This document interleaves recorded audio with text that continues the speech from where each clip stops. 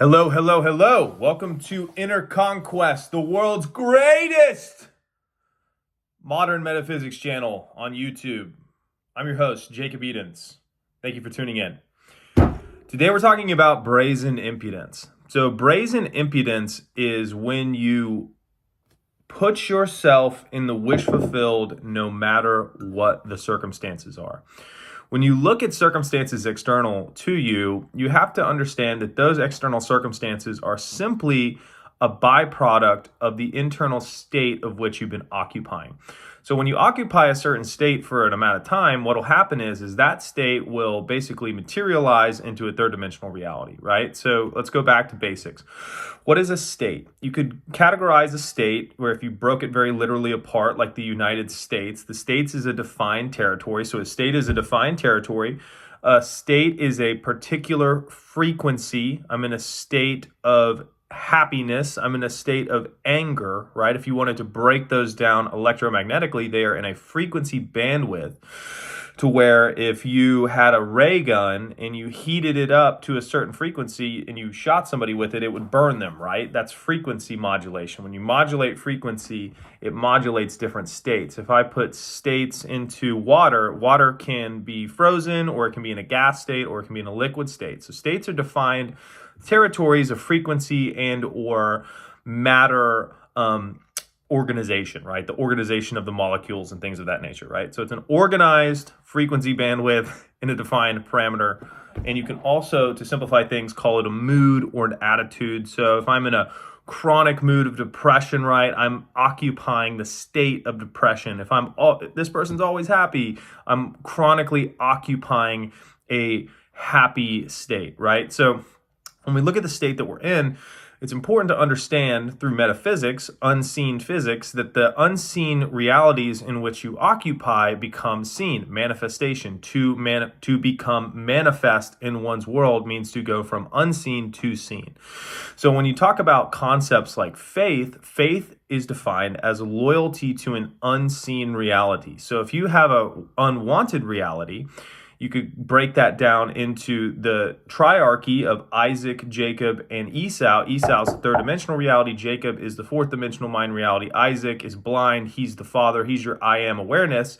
The I am awareness can attach itself to a third dimensional reality, give Esau the blessing, or it can attach itself to a fourth dimensional reality, Jacob the blessing. And either of those will either continue to be perpetually incarnate in the third dimensional world or get the chance to incarnate a new set of circumstances if you choose that Jacob or that fourth dimensional mindscape to place your I am and attach it to it. So when you talk about brazen impudence is the ability to assume that you are something with zero external validation.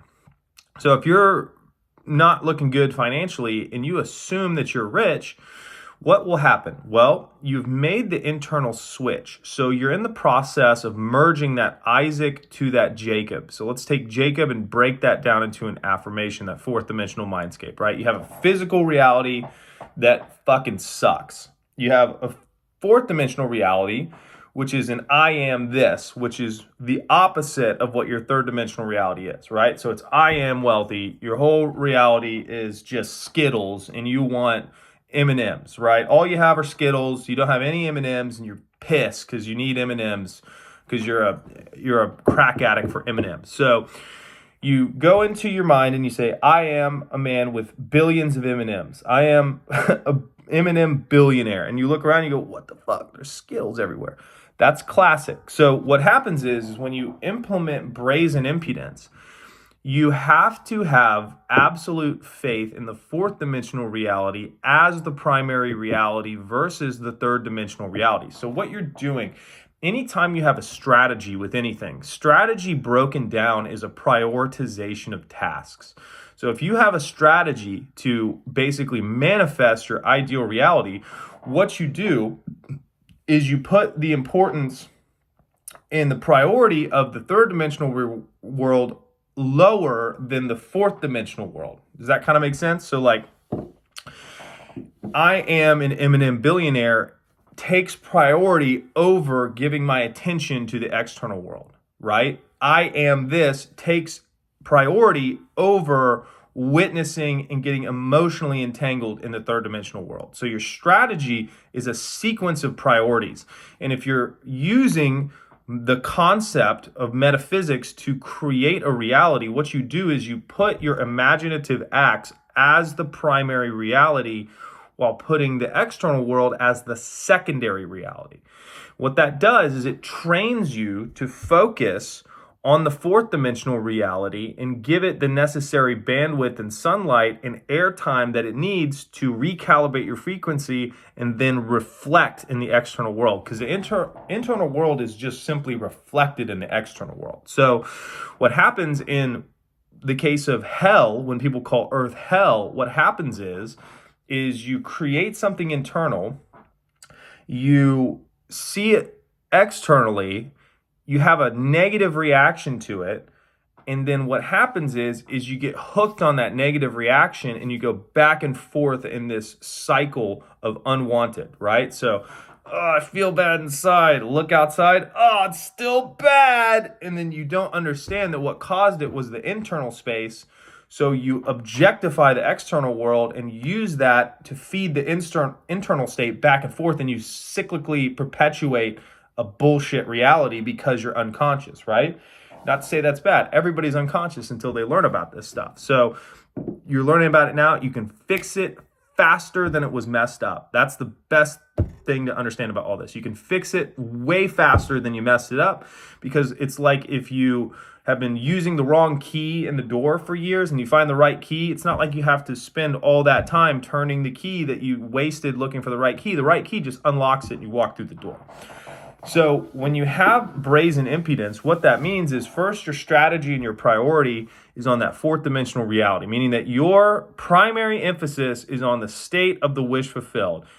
Go back to the beginning of the video if you need the definition of the state, but that is the state of the wish fulfilled. You decided that you're an M&M billionaire. Now your primary priority is to occupy that state.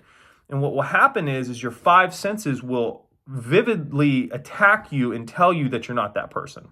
Because if you remember back to the hell explanation, hell is when the external world tries to tell you who you are, right? That's where that cyclical thing, I'm the greatest boyfriend ever. And then you have a mental image of one time that your girlfriend was like, I don't love you anymore, right? Like, it's like immediate shit will pop into your head and like try and tell you that you're not who you claim to be. So the only way you get out of that is you have to understand that all of those things are just reflections of frequency or states that you've chosen to occupy, whether conscious or unconscious.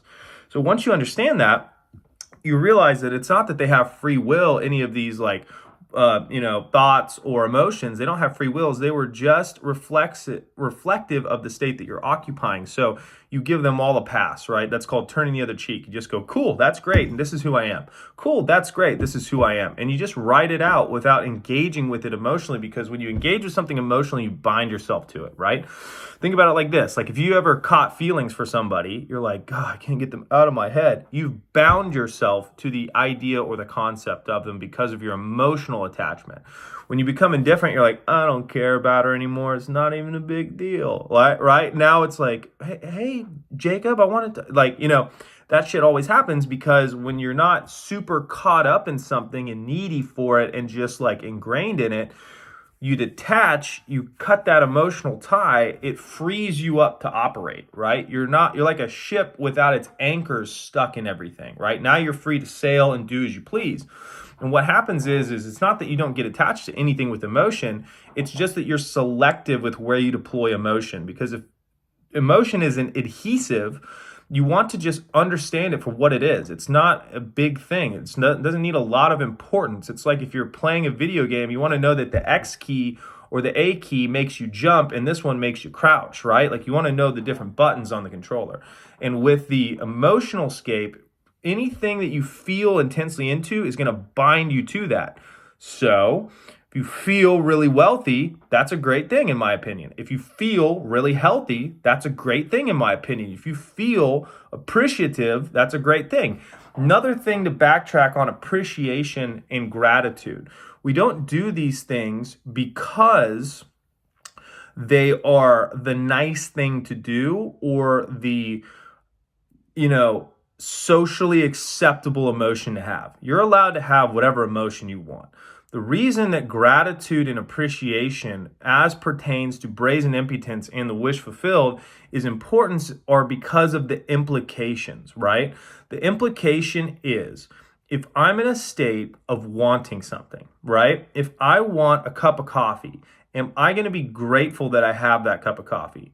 No, because I'm going to the coffee shop to get that cup of coffee, okay? So that's a linear type of thing. That doesn't make any sense. Why would I be grateful for a cup of coffee? Because until I get the cup of coffee, I wouldn't have anything to be grateful for.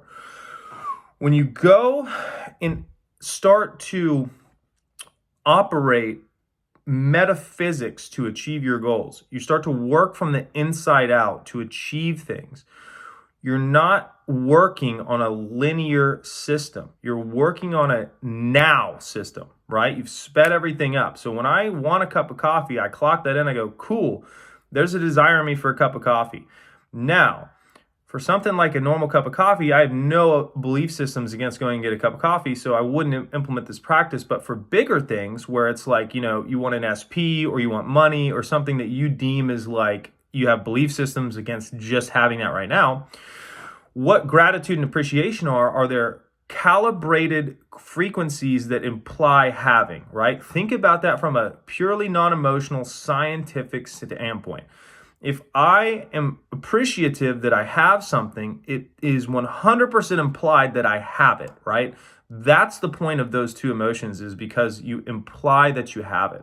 So when you're brazenly impotent, you're working from the inside out. You're not doing a linear type of trajectory.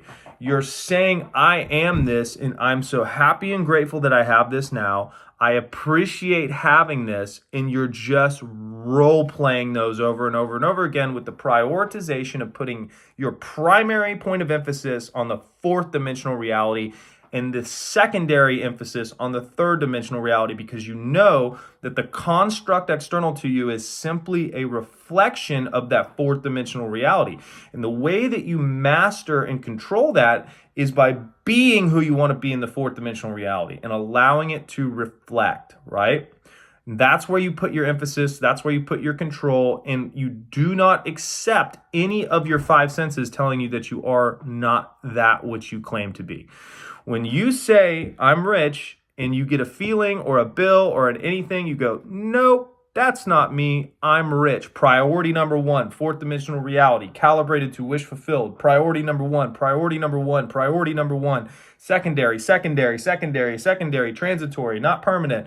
That's how you operate. And once you do that, the only thing that can limit you is the ability to control your attention.